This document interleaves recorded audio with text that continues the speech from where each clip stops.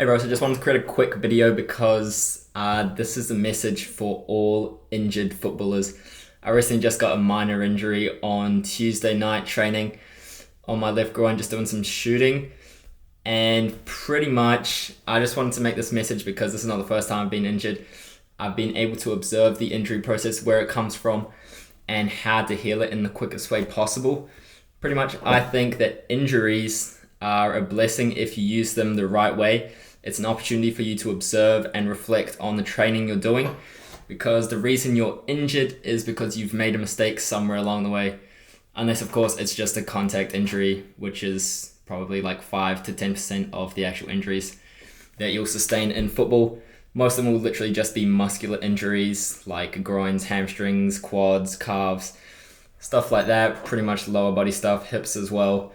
And yeah, that's all muscular, and that's usually because you don't have length or strength or both. If you're tight and you're weak, you're at the highest risk of injury. Obviously, it's not that simple. That's just a super simplified version. Obviously, there's overtraining, there's different aspects to the training. You have to be training through length, you have to be getting strength throughout the whole range of motion and things like that. But pretty much I want to just say that injuries are a real good opportunity for you to observe and reflect on a whole bunch of stuff, but particularly that training. Like, where are you getting those injuries from? Is it from your strength and conditioning program? Is it from your speed work? Is it because you're doing so much technical work, because you're doing so much passing, stuff like that, with your hips open, always overloading those groins, or doing particular movements that are overloading other muscles of the body and creating imbalances? I think that's pretty important. But also maybe on a deeper psychological level, you could say almost on like a spiritual level as well. Like, are you approaching the training from a standpoint of the ego? Like, why are you actually training? And when you're injured and you're on the sidelines, like yesterday I was on the sidelines, I was watching the training session, and that was just an amazing moment for me to sort of just reflect and almost just read my mind, like what sort of thoughts are going through my head as I'm on the bench sitting here, not being able to train, and I see the rest of the team training.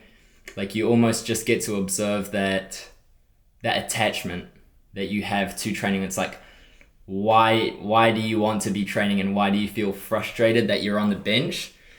And usually it's an ego thing. You're just like, well, I need to be playing so I can showcase my skills, so I can get in the team, and then if I get in the team, then I have an opportunity to play well, and if I play well, then people will respect me, and then that will make my ego feel good and stuff like that. And it's actually, you realize that your purpose for why you're playing football is usually a pretty shallow thing. It's usually rooted in your ego, in your persona that you've created of yourself, rather than something deeper than that. And that's usually the reason why you're getting injured as well. Like, you're just forcing yourself into training more because you've seen these guys on YouTube and on TikTok and on Instagram. It's like, well, I train like 10 hours a day, so that must be the best thing to do. And then I got so good because I trained for 10 hours a day. It's like, bro, that's probably not the best approach for you, and should probably be training less if you're one of those hyper motivated guys.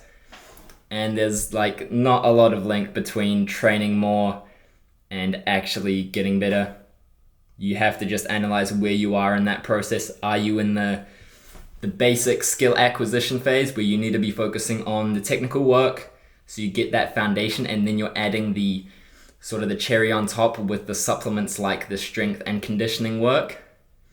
And again, that has to be done in the right way, because if it's not, then it will be making you worse, it will be making you tight, and it will be putting you at greater risk of injury. So yeah, I want to say that injuries are actually a blessing in disguise if you use them well, if you observe your thoughts in the right way when you're injured. And yeah, I've got a couple notes here. There's actually things that you could be doing right now, even while you're injured. And for most injuries, this won't actually affect you. It won't affect the injury in any way. Things like, you could be improving your breathing. You could be working on your mentality. You could be working on visualization, so you're actually not even falling behind on the the technical work, even the game understanding, even the physical work, because when you visualize, the brain can't actually tell the difference between you visualizing these things and you actually doing it. There's a bunch of studies on it. I won't link them below, but if you're interested, there's a whole bunch of videos and resources online that you can look into and dive deeper into. So that's something you could actually be doing right now. You could be taking your recovery seriously, focusing on doing the small things well, maybe ice baths, taking cold showers, maybe doing stretching, but in the right kind of way, not overstretching, especially in particular muscles if you're already injured.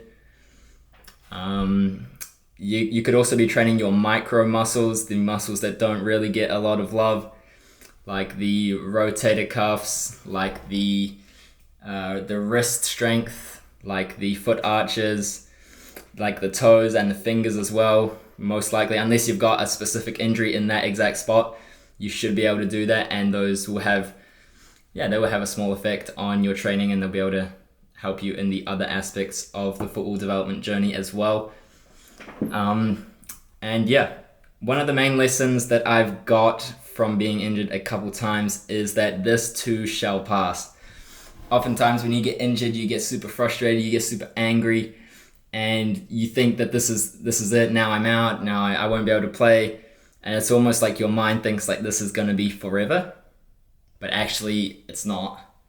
And this too shall pass, and even if it feels really bad on the first day or the first few days or the first week, it actually gets better over time and will actually go away at some point for literally like 99% of injuries. And like there's stuff you can do even for the most serious of injuries to restore your health and your physical ability back to full strength eventually. Obviously it depends on the severity of the injury and how it's happened, but there's certain things you can definitely do there to restore full movement and even do it in a quick way. So yeah, remember that nothing is permanent, everything will pass. This is just one small dip in the journey that could be a 20 to 30 year journey depending on how long you've been and how long you will keep going on this journey. So that's the main message and takeaway from this. So yeah, I'll see you in the next one.